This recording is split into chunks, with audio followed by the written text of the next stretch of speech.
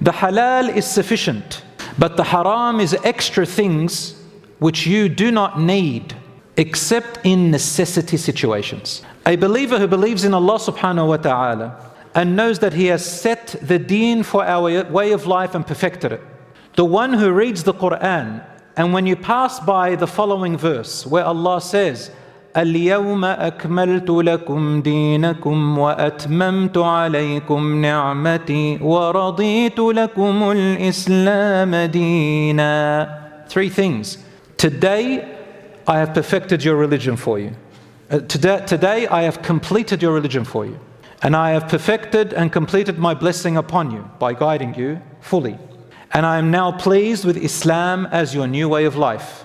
Islam is not new, but its parameters and the guidance and the Prophet and the Quran is now more complete for the whole world than any other time with any other Prophet before. So if you believe that as a Muslim, and Allah has told you that, then know for sure that everything which Allah has already made halal is already sufficient enough for you for all your matters of life, inside and out, for your health, for your benefit, for your faith, for your mind, for your intellect, for your dignity, for everything, for your property. And anything beyond the halal are things that are unneeded, except in necessity situations. If there was a benefit for them that outweighed the harm, Allah will make it halal. So let's explain it a bit more. The Islamic Sharia did not leave anything haram except that it gave us an alternative halal. Nothing haram except that it has what? An alternative halal in its place. And everything else is halal. He gave us an alternative halal for every haram that is more pure and better for us. It did not just make things haram for the sake of it, but organized and managed the guidelines for us. Every desire, every temptation, and every lust Allah created inside of us, He gave it a pure and clean channel for you to use it in the right way.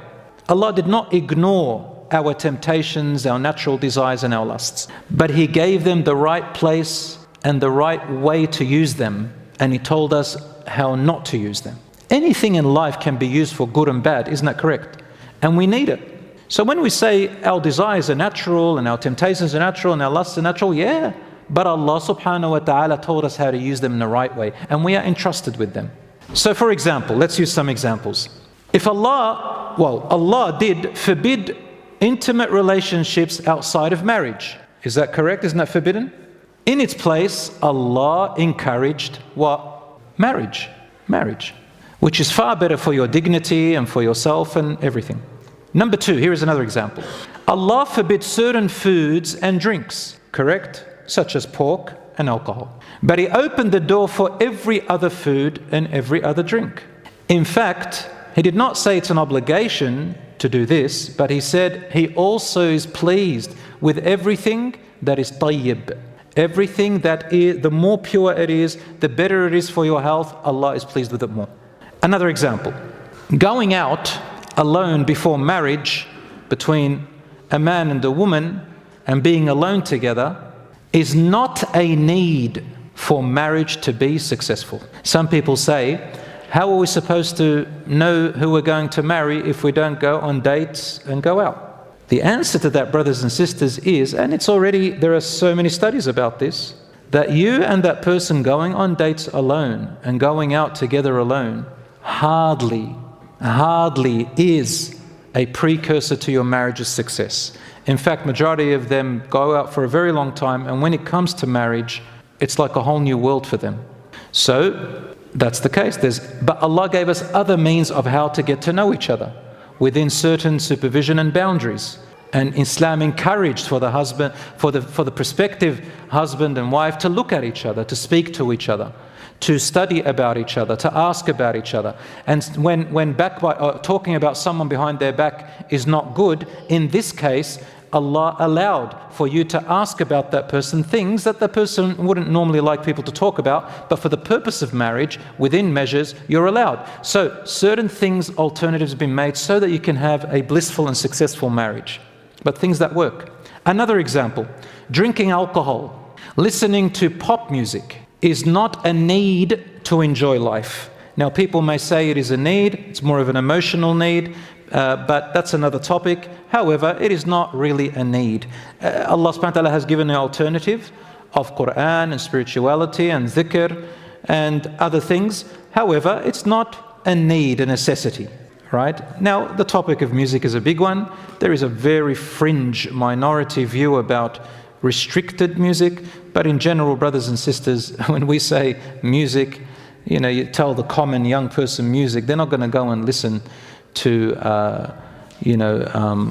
for example, opera or Beethoven. They're going to go and listen to all that other stuff. I've never heard of someone who listened to music and said, "Far, bro, wallah, now I want to go to a mosque." Anyway, let's move on. That's a big topic. To say halal things are not enough for me to get by in life, that's wrong. Allah gave you everything halal to get by in life. You've got to probably just study and see, is it that, or is it because you just want more and more and more? Is there something else? So everything that's halal is enough for you and sufficient to make you live a beautiful, meaningful life. There's a little interview by an actor, a famous actor, Will Smith. You heard of Will Smith? And he talks about how materialism and wealth, he explains something really profound and I actually heard that he likes to learn about Islam. I won't give too much information. I travel, I've got a bit of connections and stuff. Don't ask me more than that. I don't know him personally, but I do know someone who knows him. Anyway, the thing is that he said something profound. He said, how people say you hit rock bottom. And he's got another phrase that says, when you reach cliff top, when you have everything. He says, it's another form of misery. And then you say, and then what? And you come back to something about yourself. It goes something called self-actualization, purpose of yourself. Really good interview, mashallah. So the halal things are enough to make you enjoy life. Another example, a woman and man get divorced. One says, the right Islam gave me is not fair. I will use the court system and leverage off that to get what I believe is my right. So when people get divorced, if you have a system where both of them go to imams and they say we want Sharia to sort of, the Islamic rulings to agree outside of the court system, to have a religious resolution between us, which even here in Australian courts really encourage you to do. They really want you to do a consented order, just to agree with each other. They really push you to do that, alhamdulillah. I can't believe it. And when we differ on that and we say, no, this Sharia is not enough for me. Or this is all man-made, and it's all about the man's world. And then the man comes back and says, what? You guys just pull with the woman more, and you just want the woman's rights. And everyone wants to talk with their desires. And what we've got to do, my brothers and sisters, is remember that Allah subhanahu wa ta'ala has guided us to what is just and fair for everybody. So this is another example of the halal is sufficient, but the haram is extra things which you don't need and probably and most likely is harmful to you. We move to the next principle because I want to leave time for questions. Principle number 8. Whatever leads to haram is haram from the beginning. Whatever leads to haram directly, all right, whatever is sure to lead to haram, should I say, whatever is sure to lead to haram is haram from the beginning of the journey, from the first step. Now, I need to explain this a little bit. Because now, if you just leave it like that, anybody can come up and say, well, every single thing can lead to haram. Isn't that correct? They can kind of interpret it that way. But no, it's not like that. Let's look at what the Quran says first of all. Allah, for example, says, وَلَا تَتَّبِعُوا خُطُوَاتِ الشَّيْطَانِ. Do not follow the footsteps of the shaitan. So the shaitan doesn't get you straight to the big haram. What does the shaitan do? Right? He's an expert in psychology. He knows the human psychology. He takes you bit by bit until you normalize, then you normalize the next thing, then you get numb to the next thing, then whatever, until he finally gets you to the big thing. He doesn't come and tell you go straight there. Nobody's going to listen like that. He gives you little doses after doses, like a drug. Once you become immune to one, he gives you another dose until he ruins you. Secondly, Allah says, do not even come near adultery. So who can tell me what does that mean, not even come near adultery? Anyone know what that exactly means?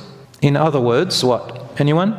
Do not even approach adultery. What does it mean? It means there's a starting point. Isn't that correct?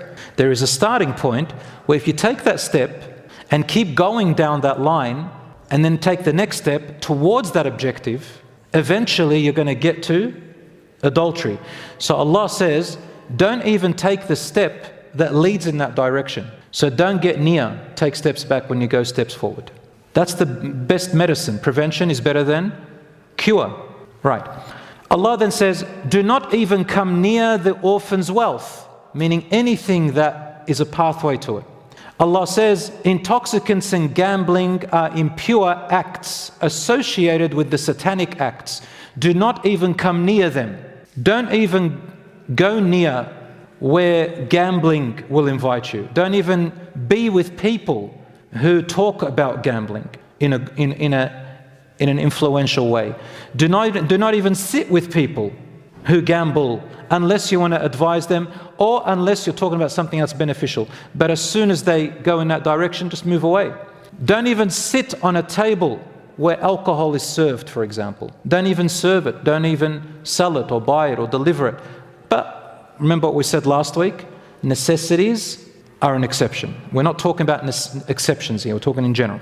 So do not even come near it. That is the best cure. So what is the haram that leads to haram? Or what does it mean that whatever leads to haram is haram from the beginning? Did I say beginning? You guys heard that one?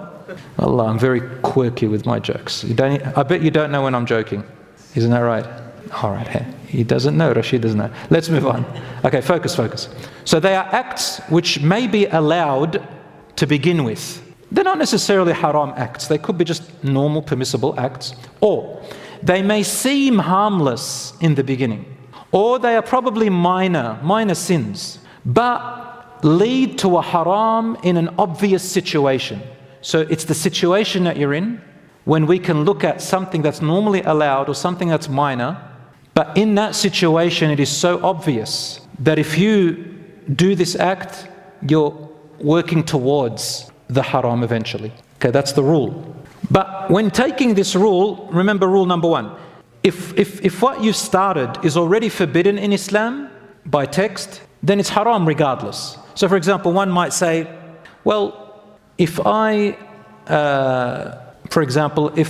sit alone in seclusion with the opposite gender in a closed room when we're not married or they're not mahram, and we both got pure intentions and there's nothing, we're just talking about business, you might say, well, the likelihood of haram happening that way is very, very minimal. I'll say to you, even if that's true, there is a text in the Quran and Sunnah that clearly forbids men and women who are not related to each other to be alone in a closed room. The Prophet, peace be upon him, said, for example, no two genders sit together who are not related, not married or mahrams, except that the shaitan is always their third.